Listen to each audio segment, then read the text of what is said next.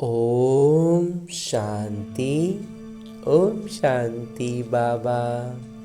आज हम अध्ययन करने जा रहे हैं परम पिता परमात्मा के अनमोल मधुर महावाक्यों को। और ये मुरली अमूल्य है, अनमोल है। ये हम तब अनुभव करते हैं जब बाबा के परम पिता परमात्मा के चैतन्य उपस्थिति में इसका अध्ययन करते हैं। और तब जब बाबा की मुरली की एक एक बात हमारी बुद्धि में ऐसे गूंजती है जैसे बाबा मेरे साथ खड़े हैं और मुझसे कान में कह रहे हैं। जब भी कोई परिस्थिति हो, कोई भी बात हो, हमारी बुद्धि में बाबा की ये बातें गूंजने लगती हैं। तो इतना श्रेष्ठ जब अनुभव होता है तो हमारे विकर्म विनाश होते हैं, क्योंकि हमारी प्रतिक्रियाएं बाबा की सारे गुणों से की स्मृति के साथ होता है और शक्तियों की जागृति के साथ होता है। तो विकर्म वहीं के वहीं भस्म होते हैं, विनाश होते हैं। तो ऐसा श्रेष्ठ अनुभव पाते हुए हम अपनी अवस्था में लगातार ऊपर उठ सकते हैं, ऊपर आते चले जाते हैं। और इसके लिए करना क्या होता है? बस छोटा सा एक काम है कि हमें अपने दिनचर्या में एक समय, एक स्थान निर्धारित करना है। उस स्थान पर उस समय बड़े फुर्सत से, बड़े इत्मीनान से बैठना है और ये काम प्रतिदिन करना है। कोई भी दिन न छूटे, हर दिन फुर्सत से बैठना है। एक विशेष स्थान अगर रखें, जैसे भक्ति मार्ग में हम पूजा के लिए, और समय भी इस ब्रह्मा कुमार का थोड़ा सा स्पष्टीकरण है कि समय का मतलब ये नहीं कि 7 बजे। इस ब्रह्मा कुमार का ऐसा मंथन है कि 7 बजे 8 बजे ये टाइम नहीं, बल्कि हमारे दिनचर्या में जैसे हम भक्ति में स्नान के बाद सबसे पहले पूजा करने के लिए पूजा का कमरे में जाते थे, जिनका घर में जैसा सुविधा हो उस स्थान पर चले जाना है और स्नान के बाद जाना है। अगर स्नान में आज 7:30 बज गए तो इसका मतलब ये नहीं कि समय चेंज हो गया, नहीं, स्नान के तुरंत बाद का समय इस ब्रह्मा कुमार को मंथन में लगता है सबसे उचित है। तो वैसे ही स्थान भी पूजा के लिए जो अगर स्थान बनाकर रखे हो तो उसी स्थान पर बैठना है, थोड़ा पवित्र हो, साफ सुथरा हो। तो उस स्थान पर बैठकर अब अपने हाथों में मुरली लेनी है और एक एक शब्द का बड़ी गहराई से अध्ययन करना है। और जब हम इसकी गहराइयों में धीरे धीरे उतरते जाएंगे ना, तो हम बाबा के चैतन्य उपस्थिति का अनुभव पाएंगे। और ये इस ब्रह्मा कुमार का ये अनुभव रहा है और आभास रहा है। इसीलिए हम मुरली का अध्ययन बड़े फुर्सत से, इत्मीनान से बैठकर स्वयं से कम एक बार ज़रूर करना है।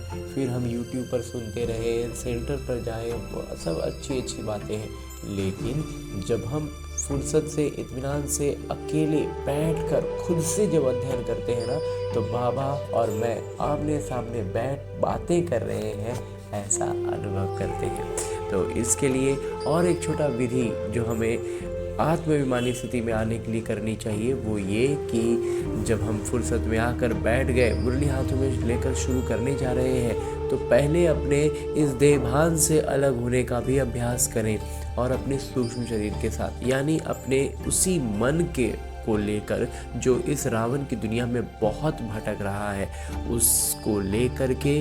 क्यों भटक रहा है? क्योंकि वो इसका स्थान है ही नहीं, ये रावण की दुनिया है। तो रावण की दुनिया हमारे मन के लिए है ही नहीं, इसीलिए वो अपनी दुनिया ढूंढने के लिए इतना भटक रहा है। बिल्कुल वैसे ही जैसे एक मछली पानी के बाहर आ जाए तो बहुत छटपटाती है, इसीलिए हमारा मन इतना भटकता है। तो इसे इसके सही गंतव्य तक लेकर चलते हैं। इस शुरुआत, चूँकि ये रास्ता भूल चुका है, तो इसे हम लेकर चलते हैं अपने साथ मधुबन की धरा पर, और उसमें भी खास पांडव भवन के उसी हिस्ट्री हॉल में जहाँ मेरे बाबा ने साकार तन का, यानी इस ब्रह्मा बाबा के तन का आधार लेकर ये मुरली चलाई थी। यूँ तो बाबा ने चलाई थी पहले, तभी आज हमें लिखित रूप में मिल रही है। लेकिन आज भी जब मैं आत्मा अपने आत्म अभिमानी स्थिति में स्थित होकर और स्थित होने के लिए, ये बहुत सरल अभ्यास है, इससे हम आत्माभिमानी स्थिति में स्थित होते हैं और तब बाबा की चैतन्य उपस्थिति का अनुभव पाते हैं। और उसकी अनुभूति का सबसे पहला पायदान ये होता है कि जैसे ही मैं आत्मा खुद को उस स्थान पर अनुभव करता हूँ, परमात्मा के सानिध्य में पहुँचता हूँ, तो मुझ आत्मा के सारे आत्मिक गुण, पवित्रता, शांति, प्रेम और सुख की भरपूरता का एहसास होता है।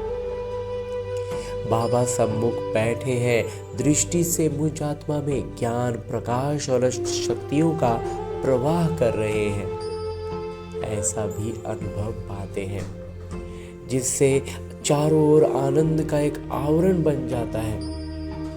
और उस आवरण में मैं और मेरे बाबा बड़े फुर्सत से बैठ बातें करते हैं।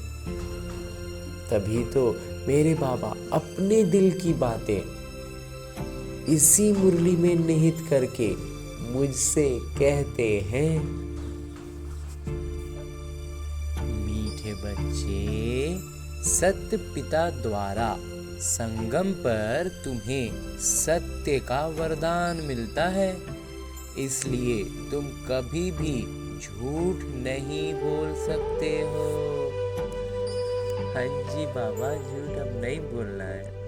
आगे प्रश्न रूप में बाबा कहते हैं कि निर्विकारी बनने के लिए आप बच्चों को कौन सी मेहनत जरूर करनी है? उत्तर बतलाते हैं मेरे बाबा, आत्म अभिमानी बनने की मेहनत जरूर करनी। मैं आत्मा हूँ और इसी भान से हम हर काम करें, ये ध्यान हमें रखना है, इसका अभ्यास करना है।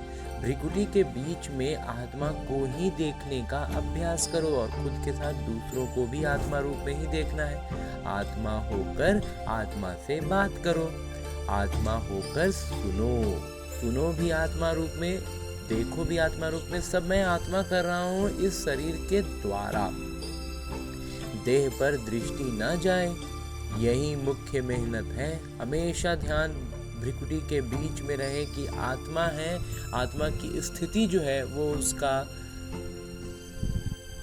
चेहरा में हमें झलकेगा, दिखाई देगा। तो बस वही चीज हमें उसी पर नजर रखनी है, अपना नजरिया को उस तरह का बनाना है, अभ्यास करना है। और कहते हैं देह पर दृष्टि ना जाए, यही मुख्य मेहनत है। इसी मेहनत में विघ्न पड़ते हैं और यही क्या होता है, बार बार हमारा जो संस्कार 63 जन्मों में ऐसा उलझ गया है कि हमारा दृष्टि सिर्फ शरीर पर ही जाता है, उनके व्यवहार पर जाता है, उनके शब्दों पर जाता है।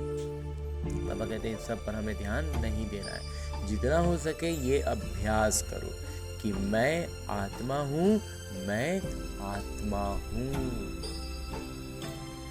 गीत है ओम नमो शिवाय, ओम शांति। मीठे बच्चों को बाबा ने स्मृति दिलाई है कि सृष्टि का चक्र कैसे फिरता है। अभी तुम बच्चे जानते हो, हमने बाबा से जो कुछ जाना है, बाबा ने जो कुछ रास्ता बताया है, वो दुनिया में कोई नहीं जानता। आप ही पूज्य, आप ही पुजारी का अर्थ भी तुम्हें समझाया है। जो पूज्य विश्व के मालिक बनते हैं, वही फिर पुजारी बनते हैं। परमात्मा के लिए ऐसे नहीं कहेंगे। अब तुम्हें स्मृति में आया कि ये तो बिल्कुल सही बात है। सृष्टि के आदि मध्य अंत का समाचार बाबा ही सुनाते हैं और किसी को भी ज्ञान का सागर नहीं कहा जाता है। ये महिमा श्री कृष्ण की नहीं है, अभी तुम समझते हो। उनकी आत्मा अभी ज्ञान ले रही है। ये वंडरफुल बात, ये है एकदम आश्चर्यचकित वाला बात। तो एकदम से दिमाग में एक बार में तुरंत में समझने में नया में दिक्कत लगता लगा इससे कैसे। बाबा बगैर कोई समझा न, लेकिन ये ज्ञान बाबा के बगैर, परम पिता परमात्मा के बगैर और कोई समझा भी नहीं सकता। ऐसे तो बहुत साधु संत भिन्न भिन्न प्रकार के हठ योग आदि सिखलाते रहते हैं, वो सब है भक्ति मार्ग। सतयुग में तुम कोई की भी पूजा नहीं करते हो, वहां तुम पुजारी नहीं बनते हो, उनको कहाँ ही जाता है। पूज्य देवी देवता थे, अब नहीं है, वही पूज्य फिर अब पुजारी बने हैं। बाबा कहते हैं ये भी पूजा करते थे ना। सारी दुनिया इस समय पुजारी है। नई दुनिया में एक ही पूज्य देवी देवता धर्म रहता है। बच्चों को स्मृति में आया बरोबर ड्रामा के प्लान अनुसार, ये बिल्कुल राइट है। बाबा कहते हैं हमें अब पूरी तरह से, बाबा ने जब ज्ञान से स्पष्ट कर दिया ना, एकदम हम इतना क्रिस्टल क्लियर अब पता चलता है, कहीं कोई नहीं रहा कि सब कुछ ड्रामा में कैसे कैसे है और कैसे कैसे हम इतना श्रेष्ठ थे। धीरे धीरे धीरे धीरे हम पतित होते चले गए और एकदम ड्रामा में सब कुछ सही सही समझ में आने लगता है। नहीं तो ऐसे एकदम बहुत ज़्यादा अन्यायपूर्ण माहौल दिख रहा है अभी हमें चारों तरफ। गीता एपिसोड बरोबर है, जैसे गीता का वाक्य कहते हैं कि एपिसोड है, वैसे ही ये हमारी सृष्टि चक्र अब हमारे लिए है। सिर्फ गीता में नाम बदल दिया है। जिस समझाने के लिए ही तुम मेहनत करते हो, 2500 वर्ष से गीता श्री कृष्ण के समझते आए हैं। 2500 साल से, आधा कल्प से हम गीता का भगवान कृष्ण को ही मानते आए। तो अब एक जन्म में समझ जाए कि गीता निराकार भगवान ने सुनाई, इसमें समय तो लगता है ना।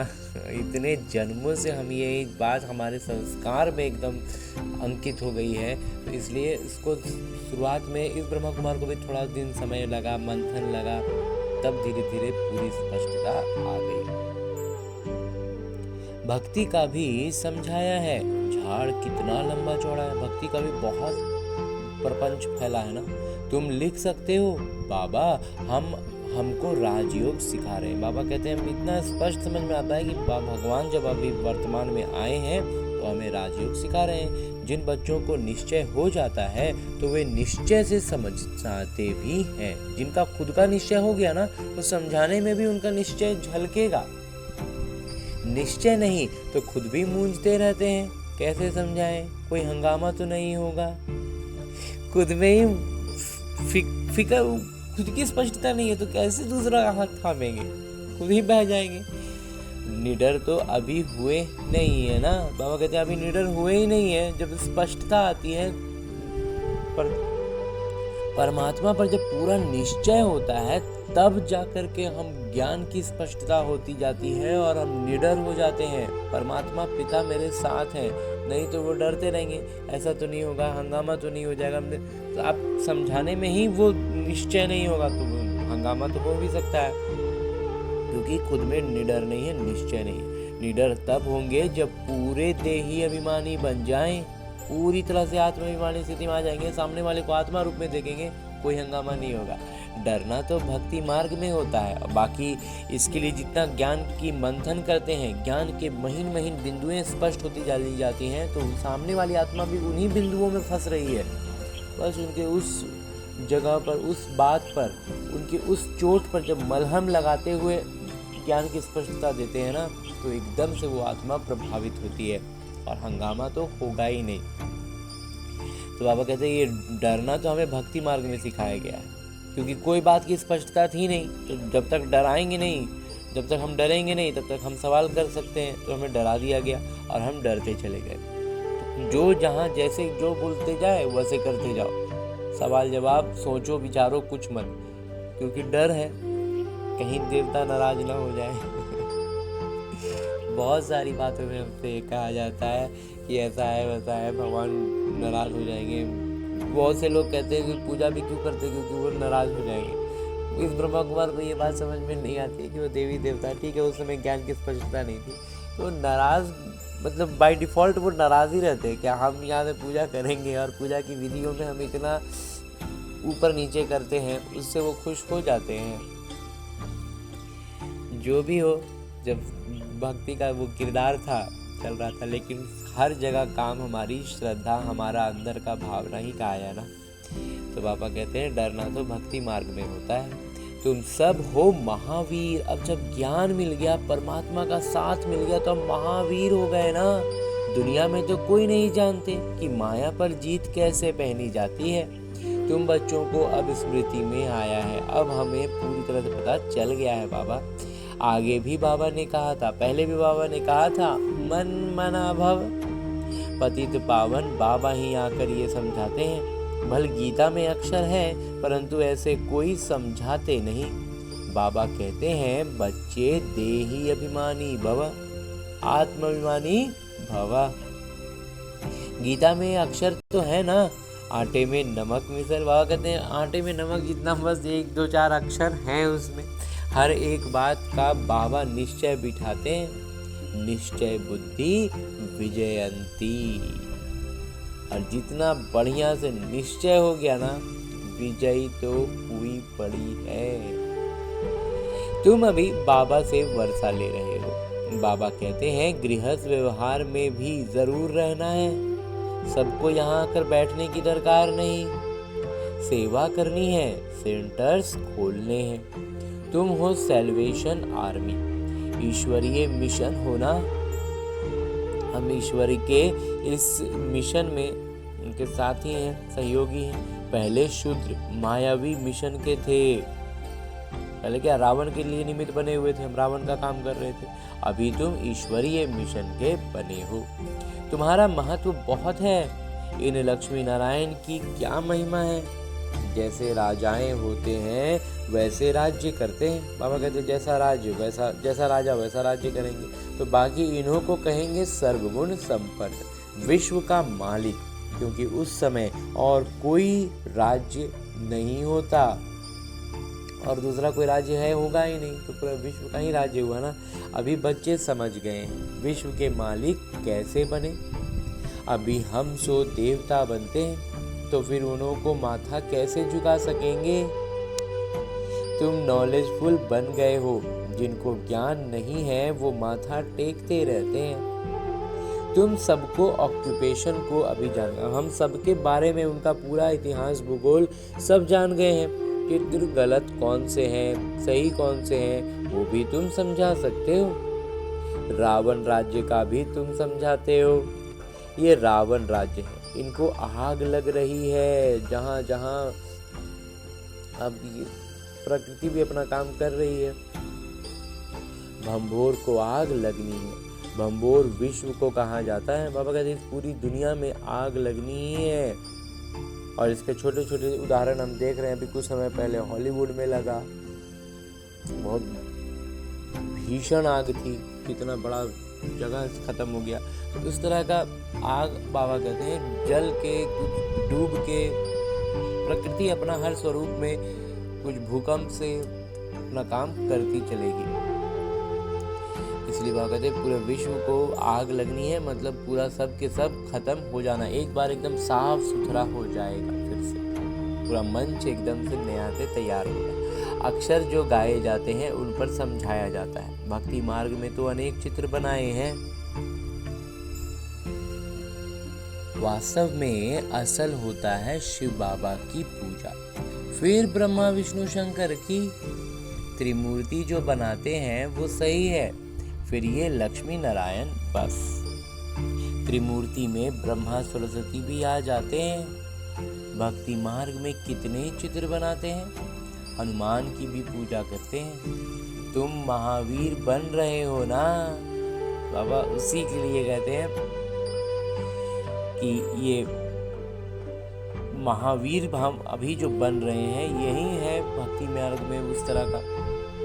बाकी एक मंथन इस ब्रह्मा कुमार का चला है, तो उसमें ये मंथन से समझ में आता है कि मन जो है ना, जिसको आज मन को बहुत हम ब्लेम करते हैं, तो ये जो मन है इस हनुमान उसी का परिचायक है। बुद्धि का परिचायक सुग्रीव है, जिस बुद्धि रूपी सत्ता के लिए सुग्रीव और बाली एक ही सत्ता के 2 अधिकारी होते हैं, जिसमें एक विकार को के अधीन है, विकार का प्रतीक है, और सुग्रीव सटीक सही बुद्धि का प्रतीक है और संस्कार रावण को दर्शाता है।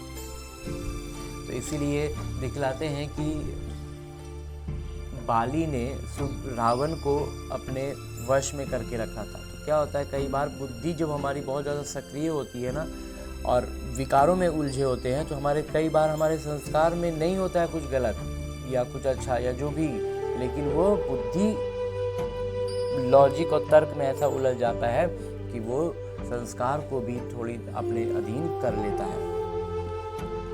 हालांकि ये संस्कारों के बारे में भी इस ब्रह्मा कुमार का मंथन बहुत चला है रावण के, इसलिए जो है क्योंकि वो 10 संस्कार 10 सिर जो रावण के दिखलाते वो सब उसी के हिस्से हैं जिन जिन उलझनों में आज हम उलझे हुए हैं, फंसे हुए हैं। हर एक सर एक अलग डायमेंशन का है, जो 10 दिशाएं कहते हैं ना, पूरा पश्चिम उत्तर दक्षिण फिर चारों कोने और ऊपर नीचे मिला के 10 दिशाएं होती हैं, बस वही है रावण का 10 सर। कहीं से भी हमें भागने का मौका नहीं देता। इस तरह की बहुत सारी बातें हम मंथन करते चलेंगे, बहुत से बातें हमें निकलती चली जाएंगी, लेकिन महावीर की अभी जब बाबा ने बात की तो इस ब्रह्मा कुमार का जैसा मंथन रहा है कि महावीर हनुमान के बारे में जो हम भक्ति में जितनी भी बातें सुनते हैं उसको हम दोबारा से एक बार सुने और उसको मन के साथ जोड़ कर देखें तो एकदम से बात एक एक बात सटीक बैठती हुई नजर आएगी। हर एक बात मन के लिए है, हर एक गुणवत्ता मन की है। बाबा कहते हैं कि मंदिर में भी कोई की हाथी पर सवारी, कोई की घोड़े पर सवारी दिखाई है, अब ऐसी सवारी थोड़ी ही है। वास्तव में ये सब भक्ति में ना, लेकिन ये है कि आटे मिसल ही है, लेकिन सच्चाई है, आटे में नमक मिसल ही है, लेकिन बहुत छोटी छोटी महीन महीन बातें हैं जिसको अब हम ज्ञान से जोड़ें तो बहुत अच्छे से हम समझ पाते हैं। बाबा कहते हैं महारथी, महारथी मतलब हाथी पर सवार। जो महारथी जो लौकिक रीति से जो होता था ना महारथी, वो हाथी पर सवार होता था, बाकी कुछ घुड़सवार होते हैं और कुछ पैदल सेना होती थी। तो मंदिरों में भी ऐसा हम देखते हैं। तो उन्होंने फिर हाथी की सवारी बना दी है। ये भी समझाया है कैसे गज को ग्राह खाते हैं, लेकिन वास्तव में सब बाबा ये अलौकिक बातें कर रहे हैं। तो हमें क्या लौकिक रीति से हाथी की सवारी दिखला दी, महारथी का मतलब हाथी की सवारी। फिर लेकिन फिर भी बाबा बतलाते हैं कि हाथी पर सवार रहने पर भी जब पानी में जाता है ना तो मगरमच्छ उसको भी खींच लेता है। तो इस बात का मतलब क्या है, माया हर तरह से तैयार है हमें खींचने के लिए। तो हम खुद को महारथी भी समझ रहे हैं, लेकिन माया उसी रूप में उसी हिसाब से आकर के हमें खींच सकता है। तो सतर्कता हमेशा रखनी है। तो उन्होंने फिर हाथी की सवारी बना दी। ये भी समझाया है कैसे गज ग्राह को खाते हैं। बाबा समझाते हैं जो महारथी हैं कभी कभी उनको भी माया ग्राह हप कर लेती है। तुमको अभी ज्ञान की समझ आई है, अच्छे अच्छे महारथियों को माया खा जाती है। ये है ज्ञान की बातें, इनका वर्णन कोई कर न सके। बाबा कहते हैं निर्विकारी बनना है, दैवी गुण धारण करने हैं। कल्प कल्प बाबा कहते हैं काम महाशत्रु है, इसमें है मेहनत, और इसको शत्रु मानकर उसके विरुद्ध खड़ा रहना। बाबा कहते हैं ये मेहनत होता है, इस पर तुम विजय पाते हो। लेकिन ज्ञान की स्पष्टता जैसे जैसे बढ़ेगी, योग बल हमारा बढ़ेगा, याद में ज़्यादा समय रहेंगे, तो फिर आसान होता जाता है सब चीज़, विजय पाते हैं। प्रजापिता के बने तो भाई बहन हो गए, वास्तव में असल तुम हो आत्माएं। आत्मा आत्मा से बात करती है, आत्मा ही इन कानों से सुनती है, ये याद रखना पड़े। हम आत्मा को सुनाते हैं, देह को नहीं। हम किसी भी आत्मा से बात कर रहे हैं, उनके कानों में उनके आत्मा, मुझ आत्मा से निकली बात उन आत्मा तक पहुंचानी है। साधन मेरा शरीर और उनका शरीर है, साधन कहें या फिर डिवाइस आज के समय में कहें। जैसे आज हम इस मोबाइल में कहते हैं, फिर सामने वाला अपने मोबाइल में सुनता है, तो वो मोबाइल का काम है, लेकिन कहते तो एक व्यक्ति दूसरे व्यक्ति को है। लौकिक रीति से देखें तो बिल्कुल ऐसे ही जब आमने सामने हम बात कर रहे हैं ना, तो मैं आत्मा उस आत्मा को कह रहा हूँ इस अपने मुख द्वारा, और उनके वो सुन रहे हैं उनके कान द्वारा। लेकिन बात जो है, संवाद जो है वो मुझ आत्मा से उन आत्मा तक जा रहा है। ये ध्यान में ये सजगता रखनी है। असल में हम आत्माएं भाई भाई हैं, फिर आपस में भाई बहन भी है। जब शरीर का आधार का बात होता है तो भाई बहन हो जाता है। सुनाना तो भाई को ही होता है। बाबा कहते हैं वास्तव में है तो वो आत्मा भाई ना। दृष्टि आत्मा तरफ जानी चाहिए, शरीर पर ध्यान न जाए। हम भाई को सुनाते हैं, भाई सुनते हो? हाँ, मैं आत्मा सुनता हूँ। बीकानेर में एक बच्चा है जो सदैव आत्मा आत्मा कह लिखता है।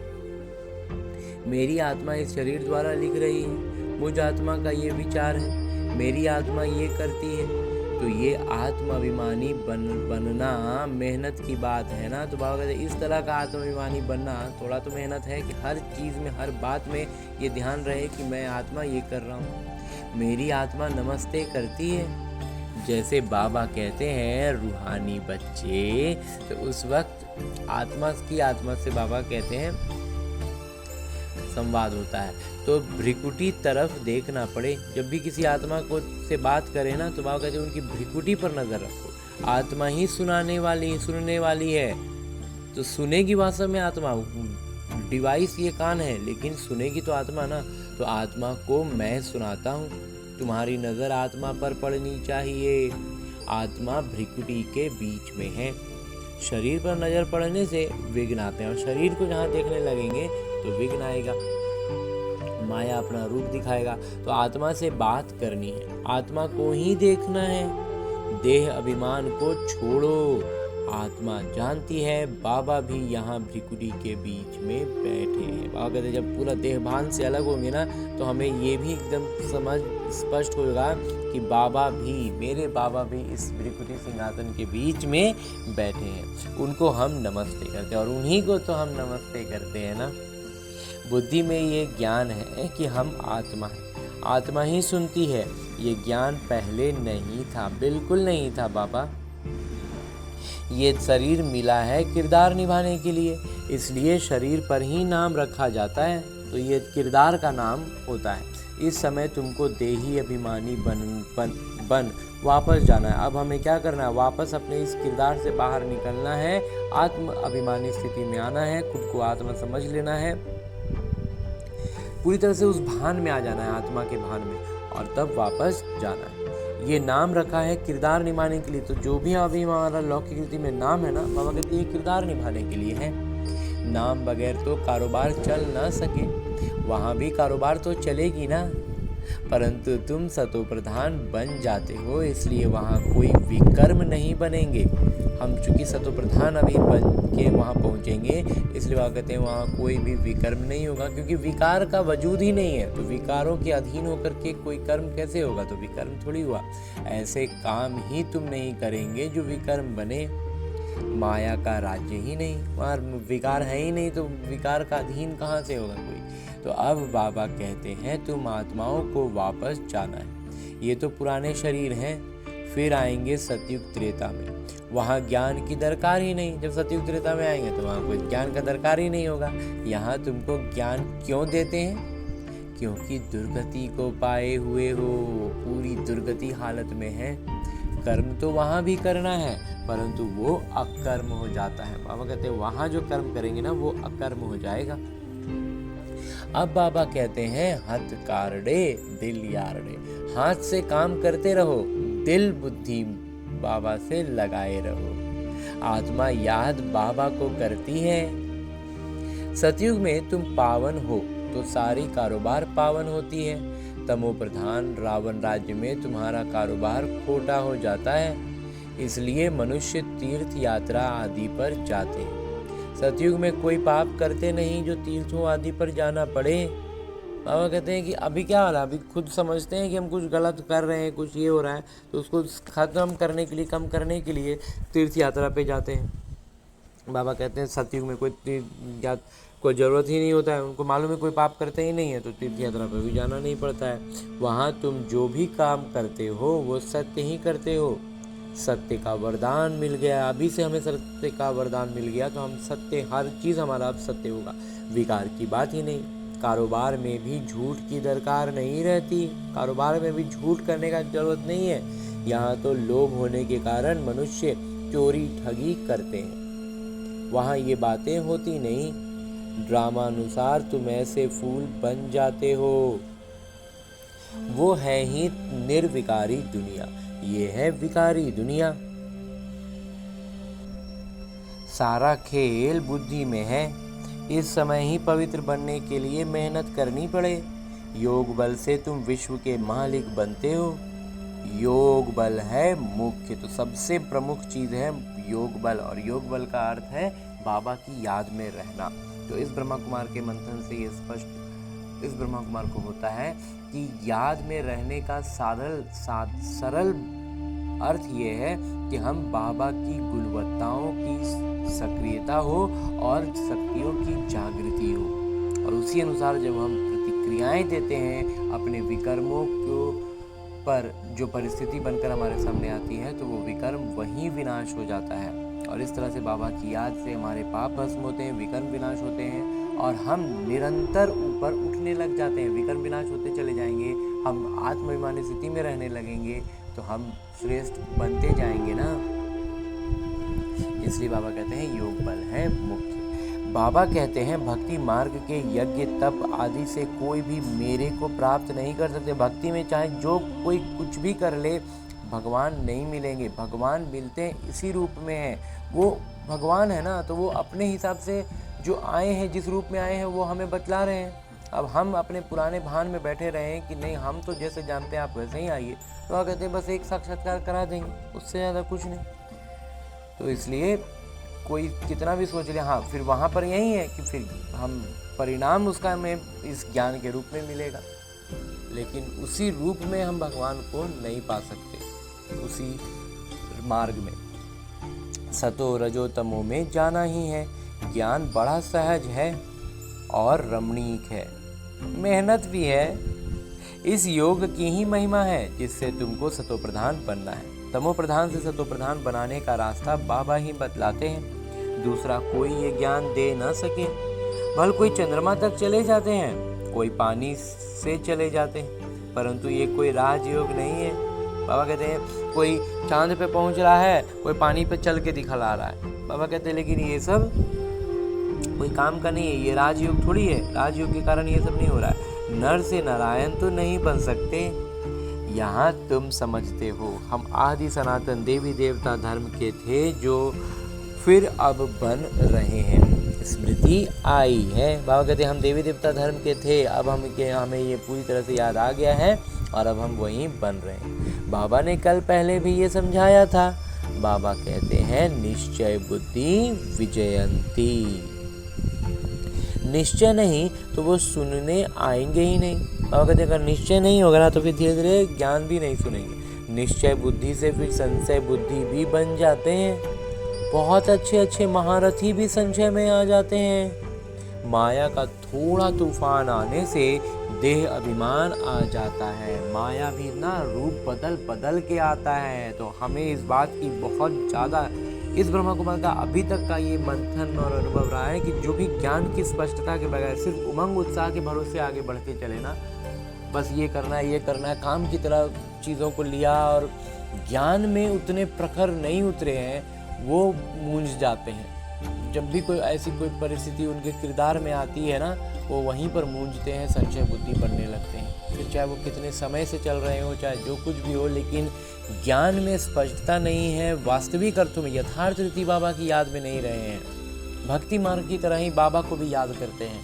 तो वो इस ब्रह्मा कुमार को शुरुआत में ही समझ में आने लगा था कि भक्ति में जिस तरह से, जिस रूप में, जिस प्रकार से हम भगवान के भिन्न भिन्न रूपों को पूजा करते थे, उनको याद करते थे, वो उस रूप में, उस तरह से ये भगवान अभी वास्तविक अर्थों में यथार्थ रूप में नहीं आए हैं, नहीं हैं। हम अपने जीवन की छोटी छोटी बातों में भगवान मेरा ये कर दीजिए, भगवान मेरा वो कर दीजिए, भगवान मेरा ऐसा कर दीजिए, ऐसा हम भक्ति में करते थे। लेकिन अब हम अगर ऐसा कर रहे हैं तो ये ज्ञान की स्पष्टता नहीं है। ये जीवन हमारा बस केवल और केवल मुझ आत्मा की जो ज्ञान में जो भी है ना, उसकी प्रयास, उसका अभ्यास के लिए एक अभ्यास पुस्तिका है, जिसमें आने वाली हर परिस्थिति मेरे अभ्यास के लिए है। बस हमें इस दृष्टिकोण से देखना है। अभी तक का ब्रह्मा कुमार का यही मंथन रहा है और इससे बहुत अच्छा उन्नति का अनुभव भी कर रहे हैं। तो इसलिए भक्ति में जिस तरह से हम भगवान को याद करते थे ना, उस तरह से अगर हम बाबा को याद कर रहे हैं तो हम मूंझ जाएंगे, कभी ना कभी कोई ना कोई माया के रूप में हम मूंझ जाएंगे। ये स्पष्ट हमें बुद्धि में रखना चाहिए। तो हम आगे बढ़ सके, इसलिए उसके लिए हमें बाबा को उस भक्ति मार्ग में हमारी द्वारा की गई पूजा और प्रार्थना से अलग है बाबा, ये बात को हमें समझना होगा। ये भी ज्ञान की ही स्पष्टता है। तो ये माता पिता दोनों ही कंबाइंड है ना। तो ये जो बाबा शिव बाबा हैं, ये ब्रह्मा बाबा के तन में लगभग हमेशा ही रहते थे, तो कंबाइंड रूप में। इसलिए बाबा कई बार कहते भी हैं कि अगर जो साकार में थे उन्हें लगता था कि ब्रह्मा बाबा ने कहा या शिव बाबा ने, तो उस पर भी बाबा कहते हैं कि हमेशा ये समझो कि ये शिव बाबा ही कह रहे हैं, क्योंकि अगर ब्रह्मा बाबा ने कहा और अगर कुछ गलत हो भी गया, कुछ नुकसान भी हो गया, तो जिम्मेवारी शिव बाबा की है। एकदम अभी 2-4 दिन पहले बाबा ने कहा है। तो इसलिए हमें श्रीमत का पूरा अपने ज्ञान से ये समझना है कि श्रीमत पर हम रहें, हम बाबा की याद में रहकर प्रतिक्रियाएं दें बस। फिर अगर कुछ सामने से नुकसान होता हुआ दिख भी रहा है, गलत दिख भी रहा है, चिंता नहीं करनी है, शिव बाबा मेरे साथ है। इसलिए बाबा कहते हैं ये माता पिता दोनों ही कंबाइंड है ना। शिव बाबा ज्ञान देते हैं फिर चले जाते हैं, वो वाह क्या होता है कौन बताए।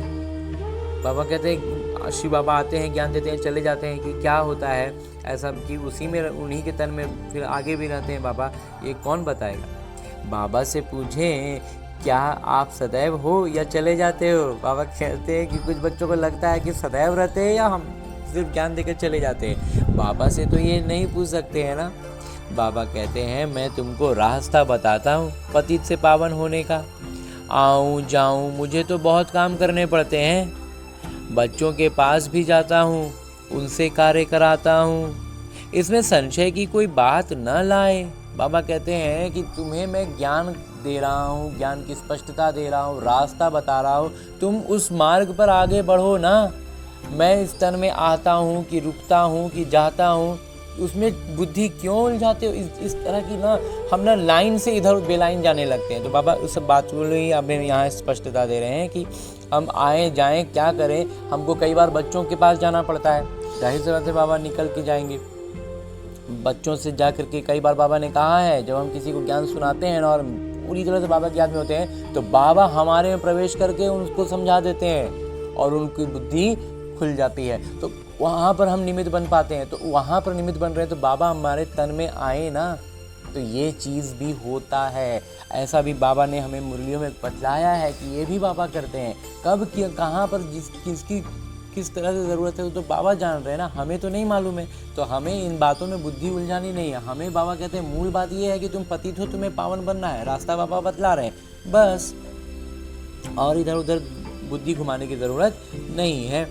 बाबा इसलिए कहते हैं बाबा कि बच्चों के पास भी जाता हूँ, हम बच्चों के पास भी आते हैं, हम अनुभव करते हैं ना बाबा का। तो फिर कैसे करते हैं, क्योंकि बाबा हमारे पास सचमुच आते हैं और उनसे कार्य कराता हूँ। तो इसलिए इन सब बातों में बाबा कहते हैं संशय न लाओ। अपना काम है बाबा को याद करना, संशय में आने से गिर पड़ते हैं। संशय का मतलब हम बाबा से दूर हो रहे हैं, बस सीधा बात। माया थप्पड़ जोर से मार देती है। बाबा ने कहा है बहुत जन्मों के अंत के भी अंत में मैं इनमें आता हूँ। बच्चों को निश्चय है बरोबर बाबा ही हमें ये ज्ञान दे रहे हैं और कोई दे ना सके। फिर भी इस निश्चय से कितने गिर पड़ते हैं। बाबा कहते हैं इतना निश्चय होता है फिर भी गिर पड़ते हैं। ये बाबा जानते हैं। बाबा जानते हैं कि कितने बच्चे इतना जानने के बाद भी गिर पड़ते हैं। तुमको पावन बनना है तो बाबा कहते हैं मामेकम याद करो और कोई बातों में नहीं पड़ो। बाबा कहते हैं फिर चाहे सतयुग की भी कई बार ना, सतयुग में ऐसे कैसे होगा, वो कैसे होगा, ये क्या होगा, उन सब बातों में भी बाबा क्या कर रहे हैं, बाबा कब आते हैं कब जाते हैं। बाबा कहते हैं इन सब बातों में मैंने कुछ भी जो हमारे काम से बेकाम की चीज़ है ना, उधर बुद्धि बाबा कहते हैं मत फंसाओ। तुम सिर्फ अपने पुरुषार्थ अपने श्रीमत पर चलना है। और बस इस ब्रह्म कुमार को इसीलिए तो इस बंधन में ये बात आती है ना कि ये जो मेरा जीवन हमको दिया गया है, ये जो मेरा किरदार है, ये मेरे अभ्यास के लिए एक अभ्यास पुस्तिका है जिसमें आने वाली हर परिस्थिति मेरे लिए एक प्रश्न है और मुझे उस प्रश्न पर कैसी प्रतिक्रिया देनी है, यही मेरा पुरुषार्थ है। यही मेरा बाबा में की याद में रहने का परिचायक है, झलकता है कि हम कितना ज़्यादा बाबा की याद में हैं। बाबा कहते इसलिए तुम और कोई बातों में पड़ो ही मत। तुम ये ऐसी बातें करते हो तो समझ में आता है पक्का निश्चय नहीं है।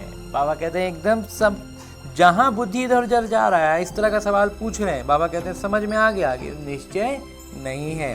अरे इस ब्रह्म कुमार को तो इतना ये बात समझ में आती है कि वो भगवान है ना। जब भक्ति में हम भगवान के बारे में बहुत कुछ सुनते कहते थे, तो वास्तव अर्थों में भी तो वो भगवान है ना। तो वो भगवान जो है वो अपने हिसाब से हर चीज़ करेंगे ना, कि हमारे हिसाब से वो करेंगे। हमारे घर के लौकिक रीति में तो जो लोग सदस्य होते हैं, जो हमसे छोटे भी होते हैं, वो हमारी मर्जी से नहीं करेंगे, तो भगवान हमारी मर्जी से करेंगे, हमारे हिसाब से करेंगे। अरे वो भगवान है, हमको इतना कुछ दे रहे हैं, हमारे लिए आए हैं, इतना काफ़ी नहीं है। इसलिए बाबा कहते हैं इन सब बातों में उलझोने और उलझ रहे हो तो मतलब तुम्हारा निश्चय पक्का नहीं है। पहले एक बात को समझो जिससे तुम्हारे पाप नाश होते हैं, बाकी फालतू बातें करने की दरकार नहीं। मूल बात एक है, बाबा की याद में रहना है, उनकी गुणवत्ताओं की सक्रियता रहेगी, शक्तियों की जागृति रहेगी, प्रतिक्रियाएं उसी अनुसार देंगे, परिस्थितियों पर हमारा जो प्रतिक्रिया आती है वो वैसे ही होगी, विकर्म वहीं विनाश होंगे, तो उसी से हमारी पाप नाश होंगे ना। विकर्म विनाश होने का मतलब पाप भस्म हुए। तो बाकी बाबा कहते हैं बाकी सारी बातें फालतू हैं, उसकी बात करने की दरकार ही नहीं। बाबा की याद से विकर्म विनाश होंगे, फिर और बातों में क्यों आते हो? देखो, कोई प्रश्न उत्तर में मूंझता है तो उसे बोलो कि हम इन बातों को छोड़ एक बाबा की याद में रहने का पुरुषार्थ करो। एक होता है कि शुरुआत में कुछ बातों में बुद्धि फंसती है, मूंझती है, भक्ति की बातों में हम उलझे रहते हैं, लेकिन इस तरह की स्पष्टता जब हम लाते हैं कि भगवान है, भगवान आए हैं, भगवान अपने हिसाब से आएंगे ना, अपने सबकी भगवान है वो ना। हम जो जानते हैं, हमारी बुद्धि, हमारा ज्ञान, हमारा जानकारी का एक सीमा है, वो भगवान है, उनका सीमा नहीं है। इन सब बातों से भी हमारी बुद्धि में स्पष्टता आती है। तो इस तरह का पुरुषार्थ भी हम कर सकते हैं, मंथन भी कर सकते हैं। तो बाबा कहते हैं कि इसलिए याद में रहने का पुरुषार्थ करना है, तो हमेशा बुद्धि को इस तरह से लाना है। तो इस ब्रह्म कुमार को मंथन करते करते यहाँ तक बुद्धि पहुँची है कि हमें याद में रहने का पुरुषार्थ करने के लिए क्या करना है। हमेशा गुणवत्ताओं की सक्रियता और शक्तियों की जागृति का अनुभव में आना है। संशय में आए तो पढ़ाई ही छोड़ देंगे, फिर कल्याण ही नहीं होगा। जहाँ संशय में आ गए ना, फिर पढ़ाई ही छूटेगा, कल्याण तो होगा नहीं। नब्ज देखकर समझाना है। और कई बार बच्चे सचमुच में ऐसी सही उलझन में होते हैं कि वहाँ पर उनको स्पष्टता की ज़रूरत होती है। तो जब अगर हम खूब मंथन किए हुए होते हैं ना, तो हम भी कहीं ना कहीं उसके आसपास से गुजरे होते हैं, उस तरह के प्रश्नों से, उस तरह के संशय से। तो हम वहाँ पर एकदम उनको बहुत अच्छे से उनके उस जख्म पर मलहम की तरह उनको ज्ञान का स्पष्टता देते हुए उनको समझा सकते हैं। बाबा कहते हैं कि इसलिए नब्ज देकर समझाना है। संशय में है तो एक बिंदु पर खड़ा कर देना है। बाबा कहते हैं और बहुत संशय हो रहा है ना, तो एक बिंदु पे खड़ा कर दो, बस ये भगवान है, ये बिंदु है और ये परमपिता परमात्मा। बहुत युक्ति से समझाना पड़ता है, लेकिन वो भी, उसके लिए भी युक्ति चाहिए। बच्चों को पहले ये निश्चय हो कि बाबा आए हुए हैं। सबसे पहली बात तो यही होती है कि भगवान हैं और वो भगवान हमारे साथ अभी आए हुए हैं, हमको पावन बना रहे हैं। ये बात को पहले पहले बुद्धि में कैसे भी करके, युक्तियों से ही और अपनी स्थिति से उनको समझानी है अन्य आत्माओं को। और जब ये हम करते हैं तो बाबा कहते हैं ये तो खुशी रहती है, नहीं पढ़ेंगे तो नापास हो जाएंगे। उनको खुशी भी क्यों आएगी? बाबा कहते हैं जो पढ़ेंगे ही नहीं तो फिर उनको खुशी भी थोड़ी आएगी। स्कूल में पढ़ाई तो एक ही होती है, फिर कोई पढ़कर लाखों की कमाई करते, कोई 5-10 रुपया कमाते। बाबा कहते हैं एक ही स्कूल में सब पढ़ते हैं, कोई तो फेल हो गया तो वो क्या 5-10 रुपया मैंने किसी तरह जीवन चला रहा है घिसट के, और कोई है कि लाखों रुपया कमाने लग गया उसी पढ़ाई को पढ़ के। तो बस पढ़ने वाले का फ़र्क है। तुम्हारा एम परम उद्देश्य ही है नर से नारायण बनना। राजाई स्थापन होती है, तुम मनुष्य से देवता बनेंगे। देवताओं की तो बड़ी राजधानी है, उसमें उच्च पद पाना वो फिर पढ़ाई और एक्टिविटी पर।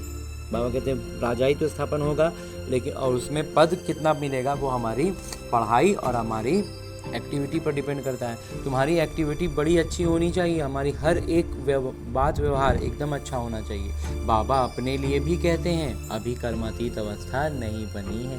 ब्रह्मा बाबा कभी जब तक साकार में रहे तब तक कर्मातीत अवस्था थोड़ी बनी। हमको भी संपूर्ण बनना है, अभी बने नहीं है। ज्ञान तो बड़ा सहज है, बाबा को याद करना भी सहज है, परंतु जब करे ना, बाबा कहते हैं सब कुछ सहज है, ज्ञान भी सहज है, याद में रहना भी सहज है, लेकिन सब करेंगे तब तो। अच्छा, मीठे मीठे सिकिलते बच्चों प्रति माता पिता बाबा का याद प्यार और आशीर्वाद। रूहानी बाबा की रूहानी बच्चों को नमस्ते। हम रूहानी बच्चों की ओर से रूहानी माता पिता को याद प्यार और प्रणाम।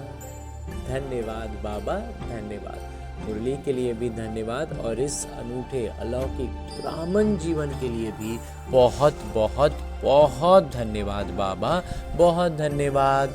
आगे आज की मुरली से लिए गए वो प्रमुख बिंदु हैं जिन्हें हमें अपने ब्राह्मण जीवन में धारण करने हैं, और ब्राह्मण सो फरिश्ता, फरिश्ता सो देवता बनना है। उसके लिए जो सबसे पहली बिंदु है वो है कि किसी भी बात में संशय बुद्धि बन पढ़ाई नहीं छोड़नी है। पहले तो पावन बनने के लिए एक पिता को याद करना है, दूसरी बातों में नहीं जाना है उलझाने के लिए। ये सब माया का भी ना, ये सब रूप है। ये सब प्रश्नों में भी जो उलझते हैं ना, बाबा कहते हैं ये भी उनके उलझा दिया, बाबा से दूर कर दिया। बस एक टारगेट तो कम से कम रख लें, जो भी एक बार भी अगर बाबा का निश्चय हुआ है, अनुभव हुआ है, तो एक चीज़ समझ लें कि फिर जो कुछ भी आ रहा है ना वो मुझे बाबा से दूर करने के लिए आ रहा है। इस तरह के भी अपना एक स्टैंड लेकर रखेंगे तो हम जल्दी इधर उधर भटकेंगे नहीं। दूसरा है शरीर पर नज़र जाने से विघ्न आते हैं, इसलिए भ्रिकुटी में देखना है। आत्मा समझ, आत्मा से बात करनी है, आत्माभिमानी बनना है, निडर बनकर सेवा करनी है, और निश्चय के साथ करेंगे ना तो निडर भी स्वतः हो जाएंगे। हाँ जी बाबा, आगे मेरे बाबा वरदान दे रहे हैं। वरदान देते हुए मेरे बाबा कहते हैं सदा बाबा के अविनाशी और निस्वार्थ प्रेम में लवलीन रहने वाले माया प्रूफ भवा। बाबा कहते हैं जब हम बाबा के अविनाशी और निस्वार्थ प्रेम में लवलीन रहते हैं ना, बाबा का प्यार तो हमेशा है ही। रूप हमारे लिए हमने भिन्न भिन्न रूपों से देखा, लेकिन तभी भी बाबा ही हमें प्यार करते थे। भक्ति में भी हमारा जितना भी बाबा हमें देते हैं सब बाबा ही देते हैं, तो उस वक्त अलग था। इसलिए बाबा का वो प्यार अविनाशी रहा। प्रेम और प्रेम निस्वार्थ भी रहता है। हर एक आत्मा जो दूसरी आत्मा से करती है उसमें कहीं ना कहीं स्वार्थ होता है, लेकिन बाबा का प्यार में कोई स्वार्थ नहीं है। तो इसलिए अविनाशी भी है और निस्वार्थ भी है। और उस प्यार में अगर हम लवलीन रहते हैं ना ज्ञान के साथ, तो बाबा कहते हैं माया प्रूफ हो गए। फिर माया हमारे पास नहीं भटक पाता है, आता है और फिर देखता है यहाँ नहीं टिकेंगे, वो फिर चला जाता है, दूर से ही चला जाता है। मतलब बहुत हम हलचल में नहीं आते हैं उसके कारण, तो वही हुआ दूर से चले जाना। विस्तार से बाबा कहते हैं जो बच्चे सदा बाबा के प्यार में लवलीन रहते हैं उन्हें माया आकर्षित नहीं कर सकती। किसी भी तरह से वो आ जाए हम उसकी तरफ आकर्षित नहीं होंगे। आकर्षित का इस ब्रह्म कुमार का मंथन रहा है कि आकर्षित का मतलब हम सिर्फ मतलब तो ना खूबसूरत चीज़ की तरफ आदमी आकर्षित होता है, उस आकर्षण में लेते हैं। लेकिन वास्तव में कोई दुख, विपदा, दर्द, तकलीफ भी हम अगर देख रहे हैं और उस तरफ भी हम मुरझा जा रहे हैं, मूंझ जा रहे हैं कि इतना कोई दर्द में कैसे है, कोई इतना तकलीफ में क्यों आ गया है, ऐसे क्यों हो रहा है, ये सब भी ना माया का आकर्षण ही है। तो सिर्फ अच्छाई, खुशी और मतलब प्रपंच अच्छाई भी दिखा करके ही नहीं है कि हर चीज़ के लिए मैंने आकर्षण करने का मतलब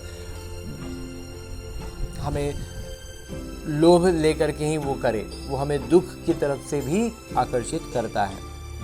जैसे वाटरप्रूफ कपड़ा होता है तो पानी की एक बूंद भी नहीं टिकती, तो वो होता है ना पानी एकदम बूंद कोपल के पत्ते की तरह हो जाता है, एकदम पानी उस पर टिकता ही नहीं है।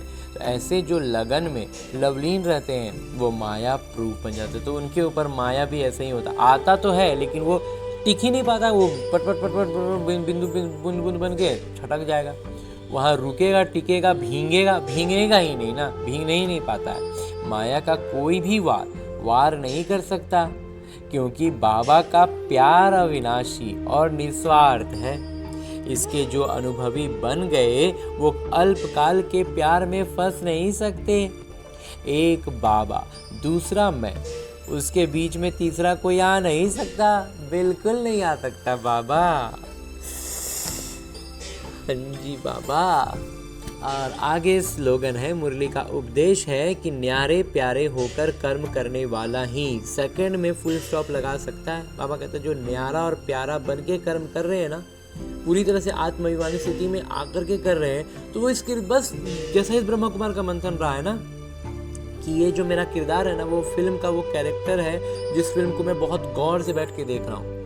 लेकिन जब हमको ये ध्यान में है कि हमको कहीं जाना है, कहीं हटना है, तो हम फिल्म को देखते तो रहते हैं, लेकिन जिस क्षण बोला जाए आज की टेक्नोलॉजी की बात करें तो हम तो घर पे देख रहे हैं, तुरंत वहीं पॉज कर देंगे, वहीं के वहीं हम पॉज कर दिए और चल दिए। तो वो वहाँ हम पॉज करके हटते हैं, यहाँ पॉज है कि क्या है हमें उससे मतलब नहीं, हम हट सकते हैं, मतलब फुल स्टॉप लगा सकते हैं। उस कैरेक्टर में क्या हो रहा है नहीं हो रहा है हम उसमें उलझेंगे बिल्कुल नहीं। हाँ जी बाबा। और अभी तक हमने परमपिता परमात्मा के इस साकार मुरली को उनके अव्यक्त स्वरूप द्वारा उनकी चैतन्य उपस्थिति में अध्ययन करने का प्रयास किया और अनुभव भी किया ना। अब मेरे बाबा इसी अव्यक्त स्वरूप में रहते हुए एक इशारा देते हैं कि अब संपन्न व कर्मातीत बनने की धुन लगाओ। और इस धुन लगाने के लिए, एकदम से कर्मातीत होने का धुन सवार हो जाए बुद्धि में, उसके लिए बाबा हर दिन हमें अलग अलग इशारे देते हुए इसकी स्पष्टता को बढ़ाते हुए आज जो इशारा देते हैं वो है कर्मातीत, अर्थात कर्म के वश होने वाला नहीं, लेकिन मालिक बन, अथॉरिटी बन, कर्मेंद्रियों के संबंध में आए। कर्मेंद्रियों से काम तो कराना है, लेकिन मालिक बन के, अथॉरिटी बन के, विनाशी कामना से न्यारा हो, कर्मेंद्रियों द्वारा कर्म कराए। आत्मा मालिक को कर्म अपने अधीन न करे, लेकिन अधिकारी बन कर्म कराता रहे। कराने वाला बन कर्म कराना, इसको कहेंगे कर्म के संबंध में आना। कर्मातीत आत्मा संबंध में आती है, बंधन में नहीं। हाँ जी बाबा।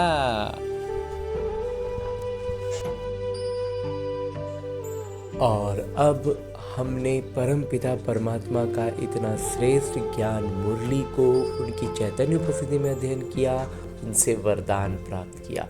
इशारे अव्यक्त रूप में स्थित होकर बाबा ने जो इशारा दिया उसे भी जान लिया। अब हमें करना क्या है? हमें अपने इस लक्ष्य को याद रखना है कि हमें लक्ष्मी नारायण बनना है, विश्व महाराजा बनना है। तो करना क्या है? इन सारी ज्ञान की बातों को वास्तविक जीवन में अपनाना है। और ये वास्तविक जीवन भी कहना एक तरह से गलत होगा, क्योंकि ये जो मेरा लौकिक जीवन है ये बस और बस मेरे अभ्यास के लिए है। उसका एक अभ्यास पुस्तिका है जिसमें आने वाली हर परिस्थिति मेरे लिए एक प्रश्न है, और उस प्रश्न का मैं कितना आत्माभिमानी स्थिति में रहकर उत्तर देता हूँ, उस पर अपनी प्रतिक्रिया देता हूँ, वही निर्धारित कर रहा है कि मैं अपने लक्ष्य के कितने करीब पहुँच रहा हूँ। तो इसके लिए अभी फिलहाल हमें लौटना है अपने इस स्थूल शरीर में, अपने इस किरदार, जहाँ मुझे न केवल अपने सारे आत्मिक गुणों की स्मृति रखनी है, बल्कि अष्ट शक्तियों की जागृति रखनी है। और उन अष्ट शक्तियों को इस ब्रह्मा कुमार ने अपने मंथन से इस क्रम में सजाया है कि सबसे पहले हमारे भीतर ज्ञान के बाद जो शक्ति जागृत होती है वो होती है सहन शक्ति। जब हम ज्ञान की महीन बातों को नहीं समझ पाते हैं, कुछ स्पष्ट नहीं हो पाता है, या जहाँ पर भी जिस भी परिस्थिति में हम स्पष्टता में थोड़ा भी उलझते हैं तो अगर लेकिन निश्चय पूरा होता है तो हम सहन शक्ति की जागृति के साथ हर परिस्थिति को पार कर पाते हैं। उसके बाद जो जागृत होती है वो होती है परखने की शक्ति और उसी के साथ साथ निर्णय करने की शक्ति। अब निर्णय क्या करना है? निर्णय करने के लिए हमारे पास 5 शक्तियां हैं कि हमें इन 5 में से कौन सी शक्ति का इस्तेमाल करना है। तो इसमें सबसे पहला इस ब्रह्मा कुमार को लगता है कि है समेटने की शक्ति। समेटने की शक्ति का अर्थ है, इस ब्रह्मा कुमार का मंथन रहा है कि सबसे पहले जो आती है वो है समेटने की शक्ति। समेटना क्या है? अपने उन पुराने संस्कारों को जो रावण के प्रभाव में बने हैं। दूसरा है समाने की शक्ति। वही सारी संस्कार जो अन्य आत्माओं में, संबंध संपर्क की आत्माओं में रावण के प्रभाव में पनपे हैं, विकसित हुए हैं और वो उनसे घिरे हुए हैं, तो उनको उस नज़र से हम देख पाए, इसके लिए हमें शक्ति जो चाहिए वो है समाने की शक्ति। तो उनके रावण के प्रभाव में बने संस्कारों को समाने की शक्ति। उसके बाद जो आती है वो है संकीर्णता की शक्ति। संकीर्णता की शक्ति का अभिप्राय इस ब्रह्मा कुमार के मंथन के अनुसार है कि जहां पर हमारा